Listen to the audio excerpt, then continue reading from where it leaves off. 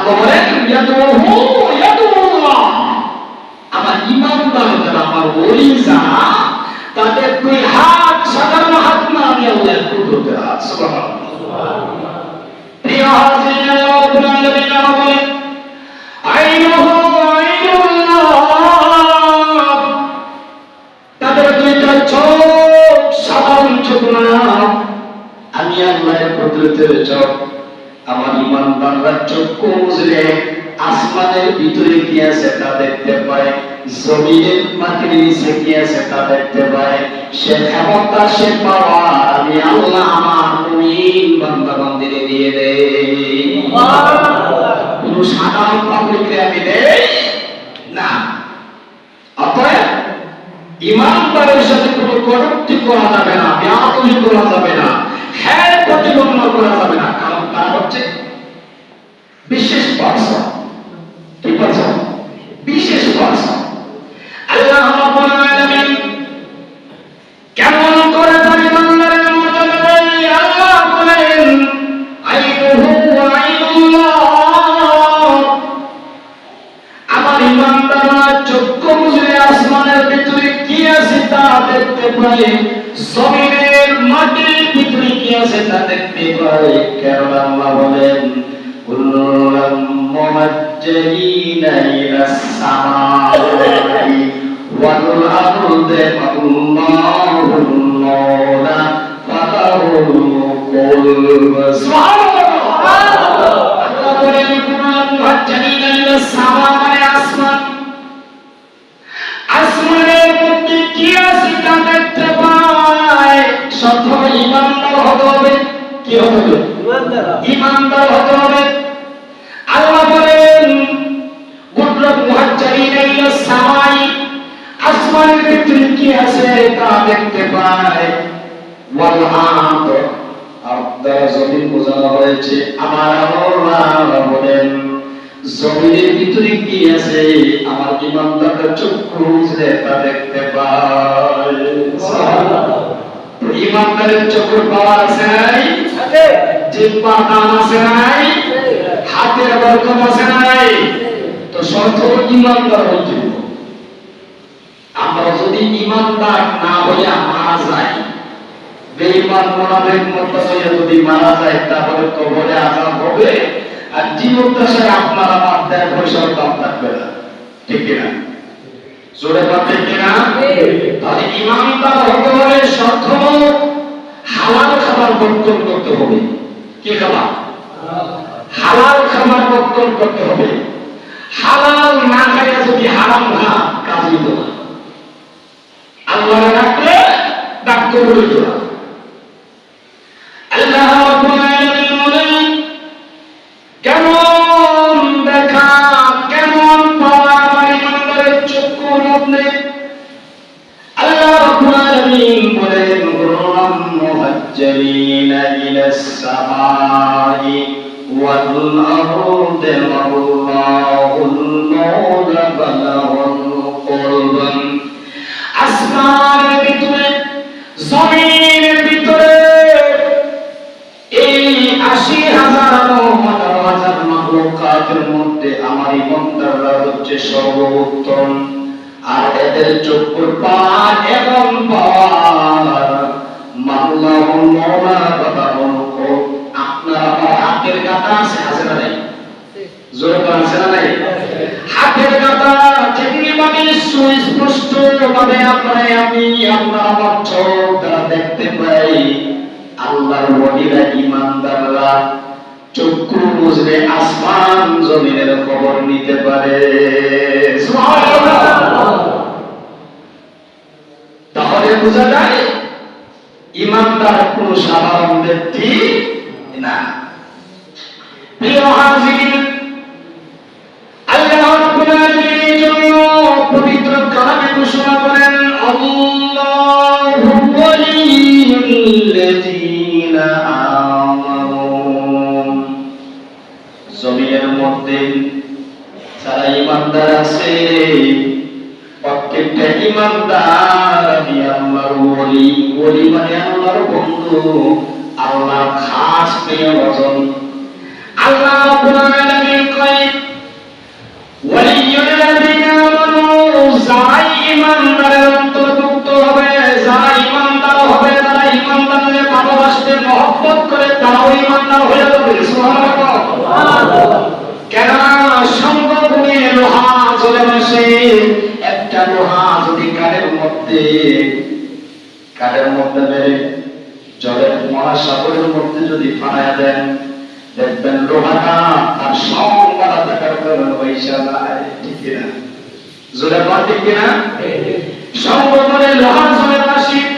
আল্লাহ বলেন আমার গরীবের সাথে যাদের সম্পর্ক থাকবে তারাও ঈমানদার হয়ে যাবে। সুবহানাল্লাহ। ওলিদের সাথে যারা থাকবে তারাও ঈমানদার হয়ে যাবে।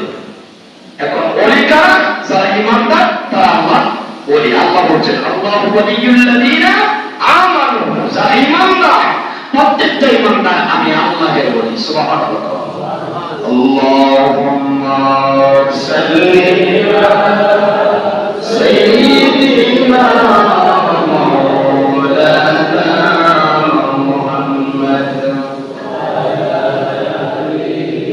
সাইয়্যিদিনা মাওলানা মুহাম্মদ আল্লাহুম্মা সাল্লি আলা সাইয়্যিদিনা মাওলানা মুহাম্মদ ওয়া আলা আলি সাইয়্যিদিনা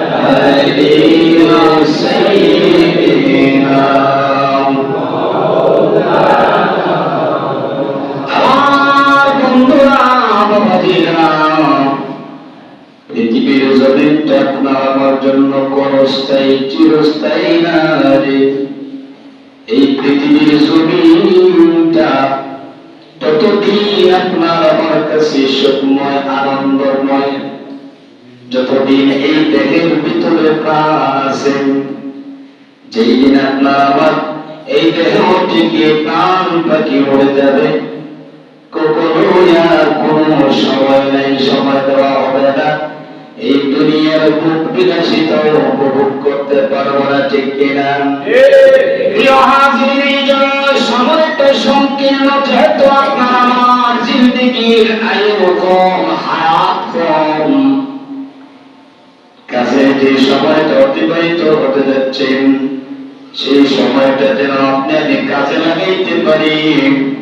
আল্লাহ রাব্বুল আলামিন বলেন, ওয়া মা তাদরি নাফসুন বিআইয়ি আরদিন তামুত।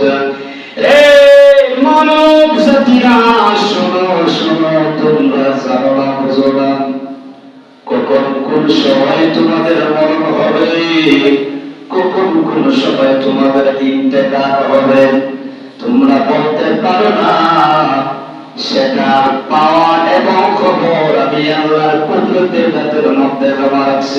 সুবহানাল্লাহ। যদি আপনি আমি জানতাম যে জুম্মার নামাজ পড়ে মরণ হইল, তাহলে মনে হয় জুম্মাই বাদ দিয়ে দিত। জুম্মার পরে যে তুমি মসজিদে গিয়ে মরতাম না, বাড়িতে পড়বো। প্রিয় হাজিরিন, আমরা যে তো মারা যাব,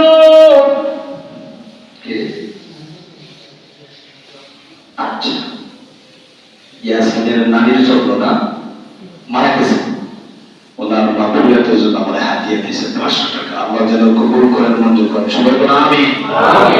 আর নানির কবরের জন্য আল্লাহ জান্নাতের বাগান বানায় দেন। আমিন। প্রিয় হাজিরিন, আল্লাহ রাব্বুল আলামিন কোরআন শরীফের মধ্যে ঘোষণা করেন, ওয়া মা তাদরি নাফসুন বিআইয়ি আরদিন তামুত। মানুষ জানে না জমিনের মধ্যে কখন কোন সময় তার মরণ হবে, ইন্তেকাল হবে।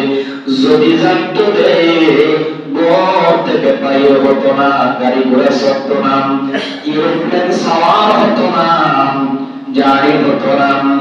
দেশ থেকে London, America, Canada, Europe, Africa কোন দেশে যাইতো না যে আমি তো মারা যাব, আমার ইন্ডিভিজুয়াল মৌত হবে। জানে না কোথায় আপনার আমার দুনিয়ার অবস্থার দিকে আপনি আমি কাবর করা, ঠিক কিনা? ঠিক কিনা? এই জন্য আল্লাহর নবী বলেন, তো এই প্রতিদিন, এভরি ডে, এভরি নাইট, প্রতিদিন প্রতি রাত 40 বার মরণের কথা স্মরণ করবাম। কতবার? 40 বার। কতবার? 40 বার। আমরা তো একবার করি না, একবার করি। একবার যদি মরণের কথা স্মরণ করতাম, তাহলে মসজিদ ভর্তি মুসল্লি থাকতো, ঠিক কিনা? জোরাকন ঠিক কিনা? আপনাদের প্রচেষ্টায় মসজিদটা সুন্দর হয়েছে, পরিবেশন হয়েছে, পায়খানা করা হয়েছে। ইনশাআল্লাহ আগামীতে প্ল্যান নিতেছি এসি হবে। আমার প্রতিষ্ঠা পঞ্চায়েত হুজুর এসির জন্য একটু কালেকশন হবে। এরপরে এই যে নিম্ন ঘোরা মসজিদে তো নয়া হয়েছে, নয়া একটা মিম্বরের প্রয়োজন। মিম্বরের প্রায় খরচ 1 লক্ষ টাকা, 1 লাখ টাকা। তো আপনারাই এগুলা দিবেন, মসজিদের উন্নতি করবেন। এখন মসজিদের উন্নতি করলেন, নামাজ যদি বলেন না, কাবুল মাথা কাঁদেন। মসজিদ সুন্দর করছে। শোনেন, আগেকার মুসল্লি ছিল ফাঁকনা, মসজিদ ছিল খাসা, ঠিক কিনা? এখন মসজিদ হয়েছে ফাঁকনা, মুসল্লি হয়েছে খাসা। খাজুর পাতার ছানির করে মুসল্লির সাথে হইত না। এখন টাইস লাগাইয়া এসিপিও মসজিদে মুসল্লি নাই, নামাজি নাই। তো বলবেন হুজুরের ডাইরেক্ট লস করতেছে।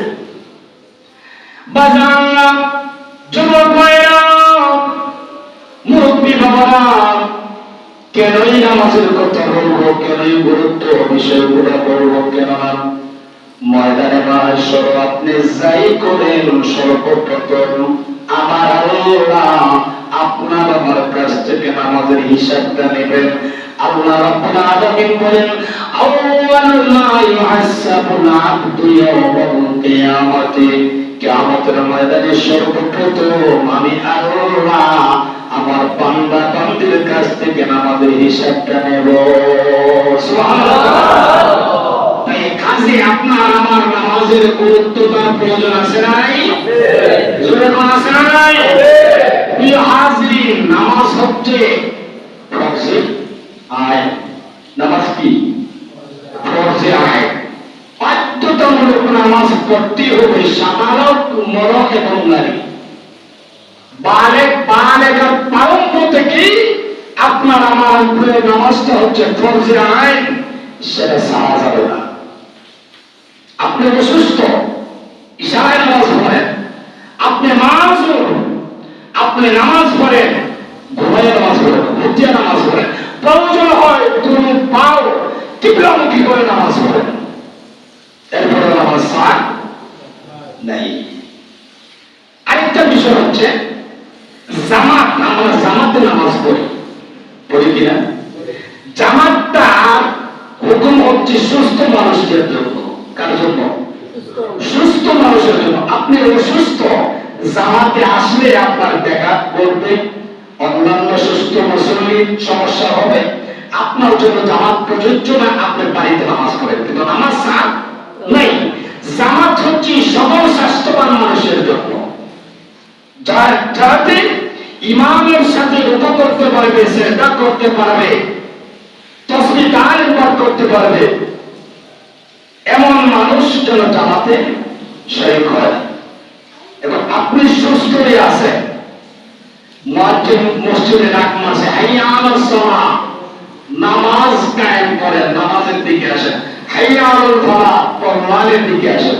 অথচ আপনি ঘরে বসে রয়েছেন, টিভি দেখছেন, রং তামাশা করতেছেন না। এটার নাম ইমানদারি না। ইমানদারি হচ্ছে আযান শুনবার সময় সাথে সাথে সুস্থ হয়ে মসজিদে এসে জামাত কায়েম করবে।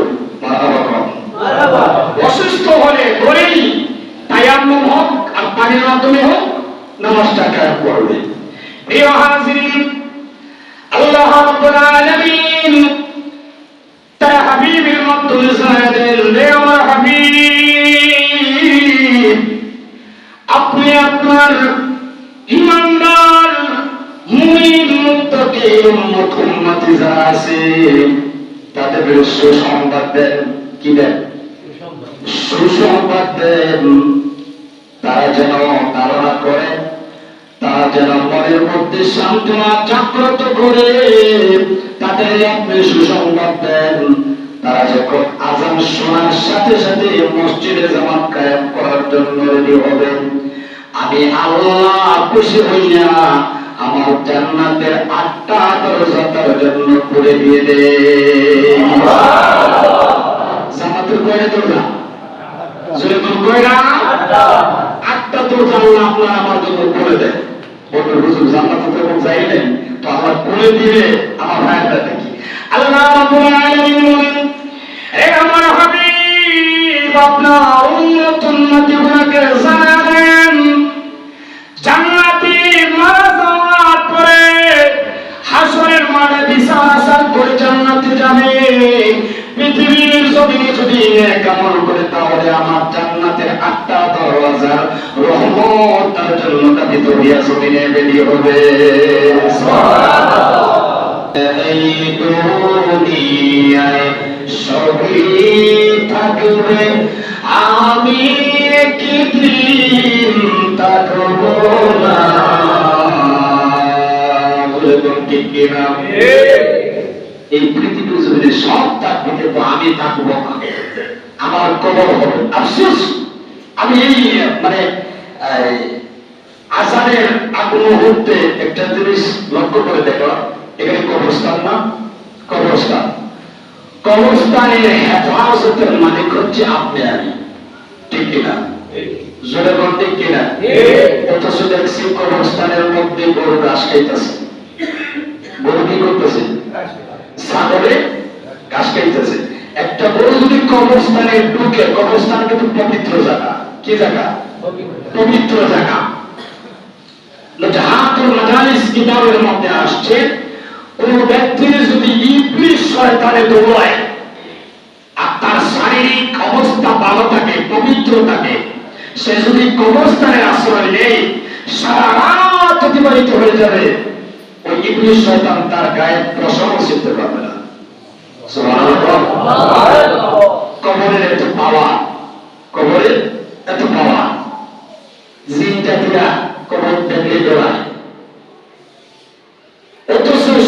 অবস্থান হেফাজত করবা হুকুম আপনার আমার, কিন্তু আপনি অবহেলা করে রাখছি গরুর দিতেছি ঘাস খাওয়ার জন্য। আরে এই কবরের মধ্যে তো আমিও যাব, আপনি এটি কবর যেতে হবে না? কবরে যাইতে হবে। কবর থেকে ইমান তাজা হয়, ইমান বৃদ্ধি হয়। কবরটার দিকে একটু তাকাইবেন যে ইমানের মধ্যে তো আমি একদিন শুনব। অতএব এই জায়গাটা রক্ষণ করার প্রয়োজন আছে না নাই? খেয়াল করবেন, গরু ছাগল পারেন সমস্যা নাই, কিন্তু কবরে দিয়েন না, কবরস্থানে দিয়েন না, মসজিদের আশেপাশে দিয়েন না, কারণ এই জায়গাগুলো হচ্ছে পবিত্র জায়গা। আর বাংলাদেশের পাবলিক তো মাশাআল্লাহ যদি সুযোগ পায় তো মসজিদের ভিতরে ঢুকিয়ে দিব। কেমনে ঢুকে দিব? ওই দিয়ে হাই হাই মসজিদে আমি কোনো কথা বলতে পারি না, যে কথা বলতে পারে সেই নেতা। তো যা তোর নেতাগিরি একটু দেখে ওই গরু ঢুকে গরু শেষ। এবং মনোভাব যদি কোনো পাবলিকের থাকে, তার অন্তরে এমন কার্যকলাপ থাকে, তাহলে তার ইমান বাতিল হয়ে যাবে। কি বাতিল হবে? ইমান বাতিল হয়ে যাবে।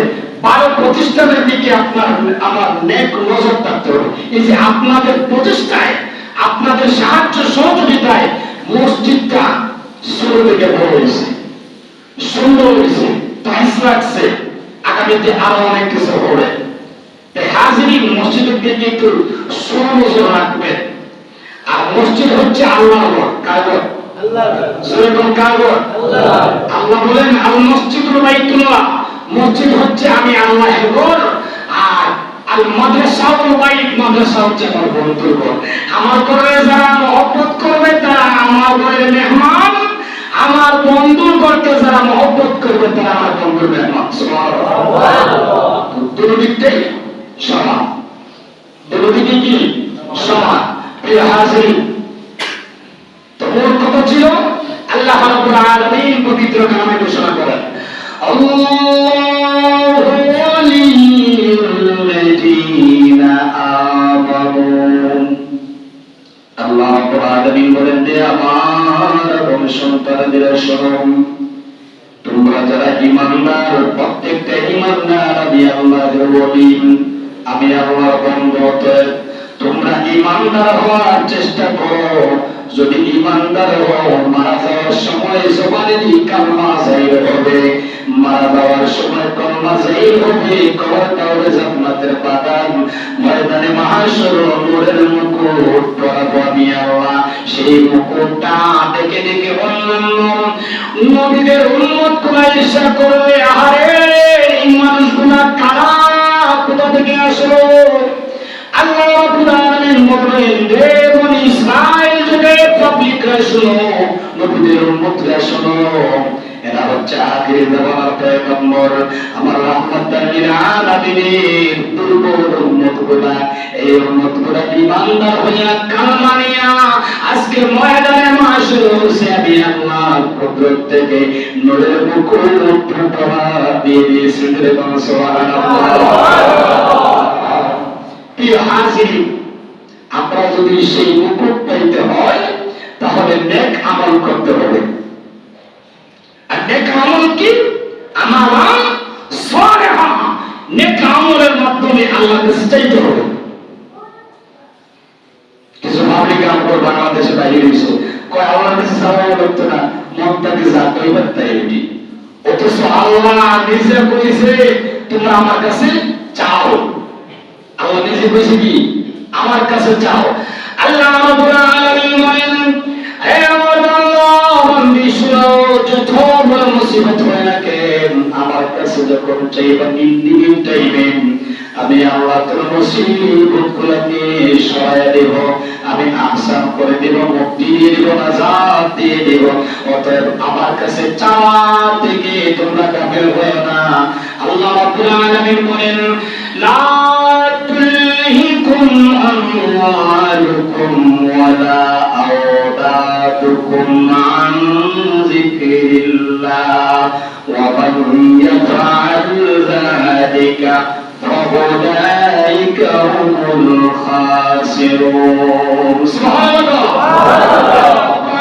আল্লাহ নাকরিকুম যতক্ষণ পর্যন্ত আমার মক্কা আমার ইসলামের দ্বীন প্রতিষ্ঠিত আমল এবং নেক কাজ না করছো ওয়ালা আওলাদুকুম আলে আওলাদরা কাজে আসবে না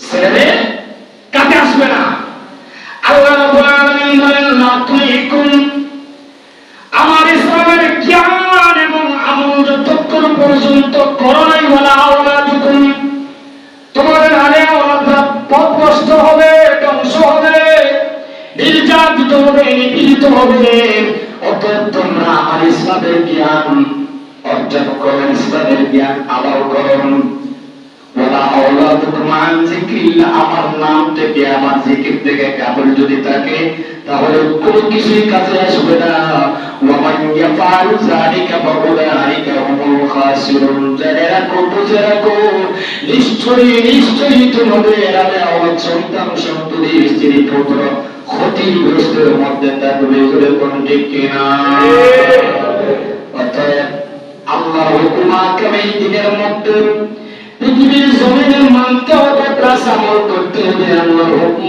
স্বীকৃতি দিতে হবে যদি দেই না এমন অবস্থায় যদি আপনি আমি মারা যাই ঈমান নসিব হবে না বেঈমান হয়ে মারা যাব আর বেঈমান হয়ে যদি মারা যায় কবরটা হলো জাহান্নামের গাড়া আর সেই গাড়া থেকে আল্লাহ কিয়ামত পর্যন্ত পিড়াইতে আল্লাহ ময়দানে মাহশর করব কিছু ভাবতে বলবে আল্লাহ বললেন এরা আমার নবী হতভাগা দরিদ্র সম্পদ উম্মতি এরা ঈমান নিয়ে আসতে পারে নাই নেক আমল নিয়ে আসতে পারে নাই এরা কবরের মধ্যে আসছে গুনাহ নিয়ে আল্লাহকে আবার পর্যন্ত কবরে যাওয়ার পরে আপনারা আমাদের বিদায়িত আল্লাহ রাব্বুল আলামিন পবিত্র কালামে বলেন ربكم فاستجاب لكم أني ممدكم بألف من الملائكة مردفين যেইভাবে আমার ঈমানদারদেরকে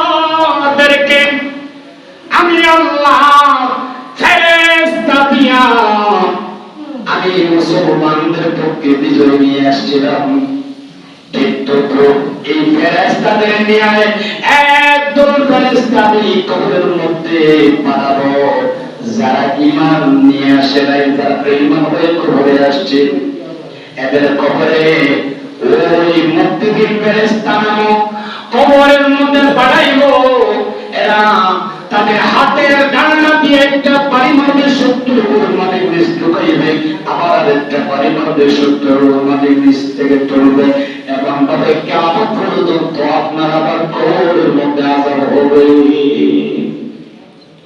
হাজিরিন সুচার হওয়া উচিত যে আল্লাহ এই জমিনে আপনাকে আমাকে অনেক মর্যাদা দিয়েছেন অনেক সম্মান দিয়েছেন অনেক টাকা পয়সা দিয়েছেন কবরে যখন যাবো কি নিয়ে যেতাম একটু চিন্তা করেন আল্লাহ রাব্বুল আলামিন নবী বলেন আল্লাহ আমার উম্মত দুর্বল আমার উম্মতের হায়াত কম আল্লাহ গো এরা তোমার জমিনে ক্রমান্বয়ে যদি তাদের ভুল হয়ে যায় তারা শিরক করছেন বড় বড় গুনাহ করছেন আপনার কাছে যদি চায় আপনি কি তাদের মাফ দিবেন আমার আল্লাহ কয় হাবিবে গুনাহ করছে পাহাড় পরিমাণ গুনাহ করছে আমি আল্লাহ তোমার ওসিলায় রাহমাতাল লিল আলামিনের ওসিলায়